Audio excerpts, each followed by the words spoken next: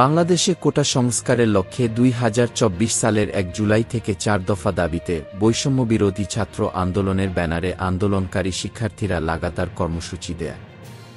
2 থেকে 6 জুলাই দেশের বিভিন্ন স্থানে বিভিন্ন প্রতিষ্ঠানের শিক্ষার্থীরা বিক্ষোভ, মানববন্ধন, মহাসড়ক অবরোধ ইত্যাদি কর্মসূচি পালন করে।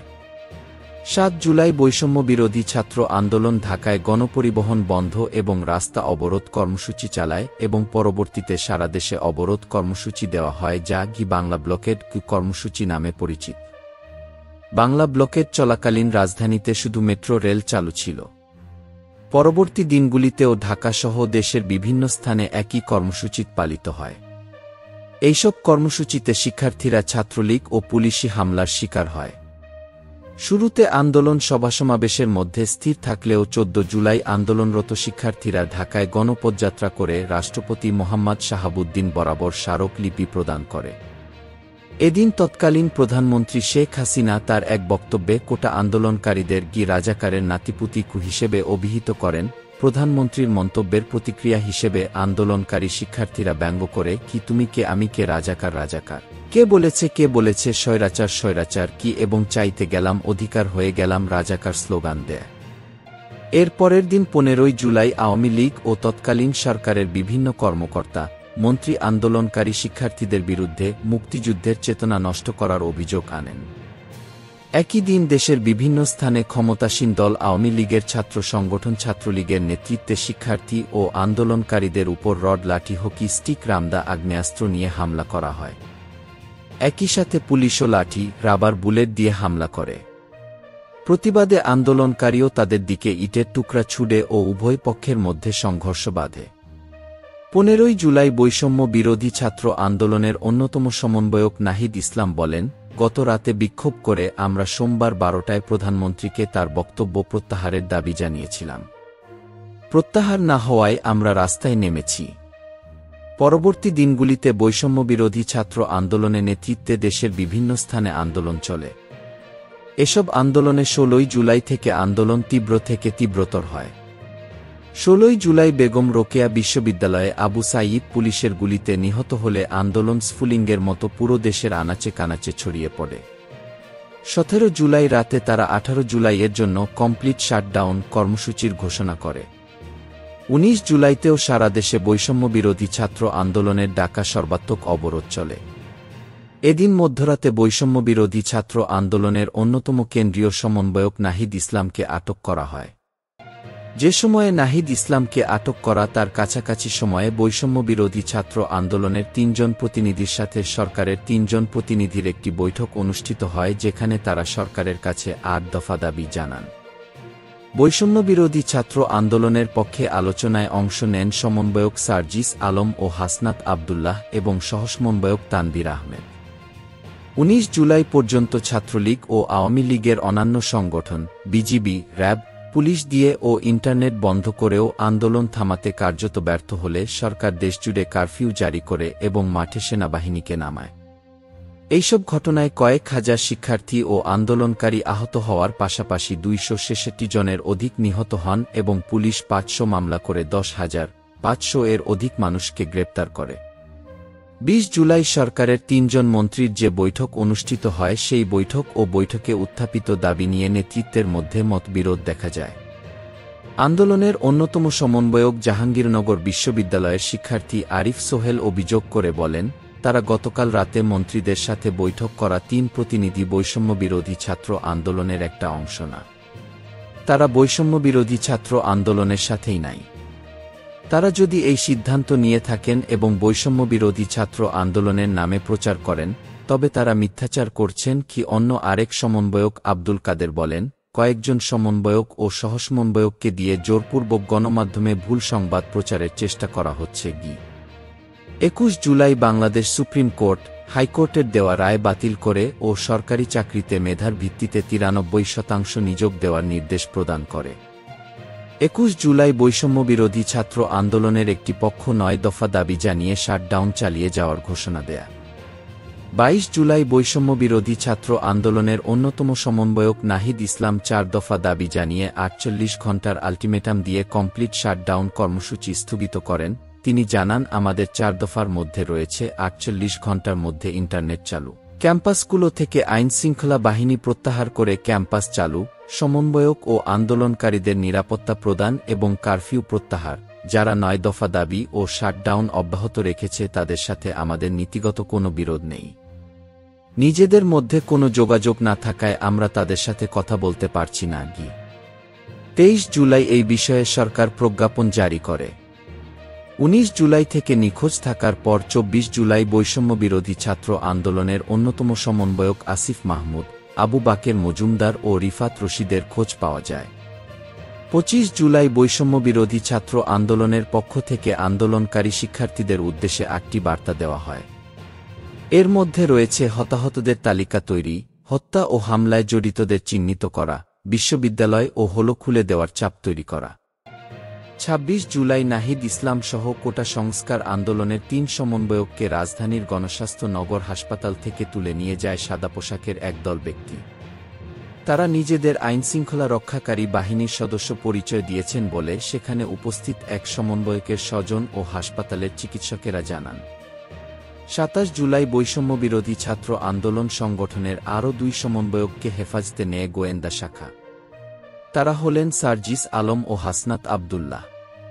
পরে এক অনলাইন সংবাদ সম্মেলনে 28 তারিখের রোববারের মধ্যে সমন্বয়ক নাহিদ ইসলাম সহ আসিফ মাহমুদ সহ আটক সকল শিক্ষার্থীদের মুক্তি, মামলা প্রত্যাহার ও শিক্ষার্থী গণহত্যার সাথে জড়িত মন্ত্রী পর্যায় থেকে কনস্টেবল পর্যন্ত সকল দোষীদের বিরুদ্ধে ব্যবস্থা নিতে আলটিমেটাম দেয় আন্দোলনকারী শিক্ষার্থীরা।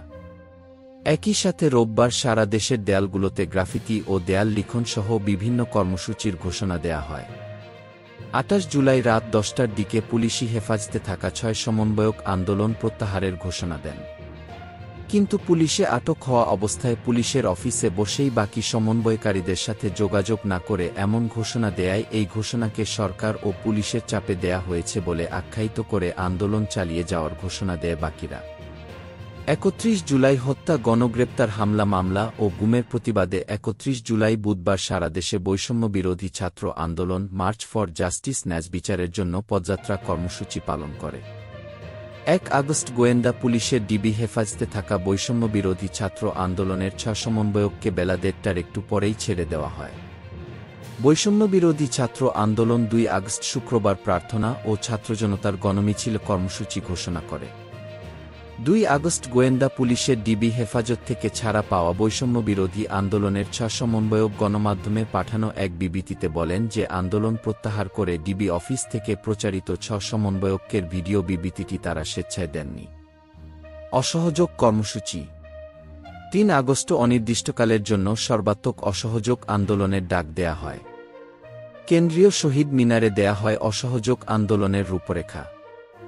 রূপরেখাগুলো ছিল: কেউ কোনো ধরনের ট্যাক্স বা খাজনা প্রদান করবেন না। বিদ্যুৎ বিল, গ্যাস বিল, পানির বিল সহ কোনো ধরনের বিল পরিশোধ করবেন না। সকল ধরনের সরকারি বেসরকারি প্রতিষ্ঠান, অফিস, আদালত ও কল কারখানা বন্ধ থাকবে। আপনারা কেউ অফিসে যাবেন না, মাস শেষে বেতন তুলবেন। শিক্ষা প্রতিষ্ঠানসমূহের কার্যক্রম বন্ধ থাকবে। প্রবাসীরা ব্যাংকিং চ্যানেলে কোনো ধরনের রেমিটেন্স দেশে পাঠাবেন না। সকল ধরনের সরকারি সভা, সেমিনার আয়োজন বর্জন করবেন। বন্দরের কর্মীরা কাজে যোগ দেবেন না। কোনো ধরনের পণ্য খালাস করবেন না। দেশের কোনো কলকারখানা চলবে না। গার্মেন্ট কর্মী ভাই বোনেরা কাজে যাবেন না। গণপরিবহন বন্ধ থাকবে। শ্রমিকরা কেউ কাজে যাবেন না। জরুরি ব্যক্তিগত লেনদেনের জন্য প্রতি সপ্তাহের রোববার ব্যাংকগুলো খোলা থাকবে। পুলিশ সদস্যরা রুটিন ডিউটি ব্যতীত কোনো ধরনের প্রোটোকল ডিউটি, রাইড ডিউটি ও প্রোটেস্ট ডিউটিতে যাবেন না। শুধু থানা পুলিশ নিয়মিত থানার রুটিন ওয়ার্ক করবে। দেশ থেকে যেন একটি টাকাও পাচার না হয়। সকল অফশোর ট্রানজ্যাকশন বন্ধ থাকবে। বিজিবি ও নৌবাহিনী ব্যতীত অন্যান্য বাহিনী সেনানিবাসের বাইরে ডিউটি পালন করবে না। বিজিবি ও নৌবাহিনী ব্যারাক ও কোস্টাল এলাকায় থাকবে। আমলারা সচিবালয়ে যাবেন না। ডিসি বা উপজেলা কর্মকর্তারা নিজ নিজ কার্যালয়ে যাবেন না। বিলাস দ্রব্যের দোকান, শোরুম, বিপণিবিতান, হোটেল, মোটেল, রেস্টুরেন্ট বন্ধ থাকবে। তবে হাসপাতাল, ফার্মেসি, ওষুধ ও চিকিৎসা সরঞ্জাম পরিবহন, অ্যাম্বুলেন্স সেবা, ফায়ার সার্ভিস, গণমাধ্যম, নিত্য প্রয়োজনীয় দ্রব্য পরিবহন, জরুরি ইন্টারনেট সেবা, জরুরি ত্রাণ সহায়তা এবং এই খাতে কর্তব্যরত কর্মকর্তা কর্মচারী পরিবহন সেবা চালু থাকবে। নিত্য প্রয়োজনীয় দ্রব্যের দোকান বেলা ১টা থেকে ১টা পর্যন্ত খোলা থাকবে। এক দফা দাবি। ৩ আগস্ট শহীদ মিনার থেকে সমন্বয়ক নাহিদ ইসলাম সরকার পদত্যাগের এক দফা আন্দোলন ঘোষণা করেন। এক দফা ঘোষণার সময় শহীদ মিনারে আরও উপস্থিত ছিলেন অন্যান্য সমন্বয়করা। তারা হলেন নাহিদ ইসলাম, সার্জিস আলম, হাসনাত আবদুল্লাহ, আসিফ মাহমুদ, আবু বাকের মজুমদার ও Abdul Kader. Long march to Dhaka. শুরুতে ৬ই আগস্ট বৈষম্য বিরোধী আন্দোলন লং মার্চ টু ঢাকা কর্মসূচি ঘোষণা করে। তবে এই পরিস্থিতি বিবেচনায় সমন্বয়করা কর্মসূচি একদিন এগিয়ে এনে ৫ই আগস্ট ঘোষণা করে। আন্দোলনকে ঘিরে ৫ আগস্ট অনেক জেলায় পাল্টাপাল্টি ধাওয়া, সংঘর্ষ এবং গোলাগুলির ঘটনা ঘটে, এতে ৯৮ জন সাধারণ মানুষ ও পুলিশ নিহত হয়। লক্ষ্মীপুরে বিক্ষোভকারীদের সঙ্গে আওয়ামী লীগ ও এর অঙ্গসংগঠনের নেতাকর্মীদের পাল্টাপাল্টি ধাওয়া ও সংঘর্ষের ঘটনা ঘটে। এ সময় গুলিবিদ্ধ হয়ে নিহত হয় এক কলেজ ছাত্র। আহত হয় অর্ধশতাধিক মানুষ। বেলা ১১টার দিকে জেলা শহরের উত্তর তেমুহনী থেকে ঝুমুর পর্যন্ত এলাকায় এই সংঘর্ষের ঘটনা ঘটে। এছাড়াও সারা দেশের মধ্যে সংঘর্ষে সিরাজগঞ্জে পুলিশের ১৩ সদস্যসহ ২২ জন, রাজধানীতে ১১, ফেনীতে ৮, লক্ষ্মীপুরে ৮, নরসিংদীতে ৬, সিলেটে ৫, কিশোরগঞ্জে ৫, বগুড়ায় ৫, মাগুরায় ৪, রংপুরে ৪, পাবনায় ৩, মুন্সিগঞ্জে ৩, কুমিল্লায় পুলিশের সদস্যসহ ৩, শেরপুরে ২, জাপুরহাটে ২, ভোলায় ১, হবিগঞ্জে ১, ঢাকার কেরানীগঞ্জে ১, সাভারে ১, বরিশালে ১ জন, কক্সবাজারে ১, গাজীপুরের শ্রীপুরে ১০ জন নিহত হয়েছেন। ৫ আগস্ট শেখ হাসিনা এক দফা দাবির প্রেক্ষিতে সম্মিলিত ছাত্রজনতার এক গণ অভ্যুত্থানে পদত্যাগ করেন এবং দেশত্যাগ করেন। তার ১৫ বছরেরও বেশি সময়ের শাসনের অবসান হয়। আন্দোলনের পরবর্তীতে শেখ হাসিনার পদত্যাগের পর সেনাপ্রধান অন্তর্বর্তীকালীন সরকার গঠনের কথা জানান। সেই দিন রাষ্ট্রপতি ও জাতির উদ্দেশ্যে দেওয়া তার ভাষণে একটি অন্তর্বর্তীকালীন সরকার গঠনের কথা জানান ও পরদিন এই লক্ষ্যে সংসদ ভেঙে দেন। ৭ আগস্ট রাষ্ট্রপতির সাথে ৩ বাহিনী প্রধান ও বৈষম্যবিরোধী ছাত্র আন্দোলনের সমন্বয়কদের বৈঠকের পর মুহাম্মদ ইউনূসকে প্রধান করে অন্তর্বর্তীকালীন সরকার গঠনের সিদ্ধান্ত নেওয়া হয়। ৮ আগস্ট শপথ গ্রহণের মাধ্যমে বাংলাদেশের অন্তর্বর্তীকালীন সরকার গঠন করা হয়। নতুন এই সরকারের ১৭ জন উপদেষ্টা রয়েছেন, যাদের মধ্যে বৈষম্যবিরোধী ছাত্র আন্দোলনের সমন্বয়ক নাহিদ ইসলাম ও আসিফ মাহমুদও রয়েছেন।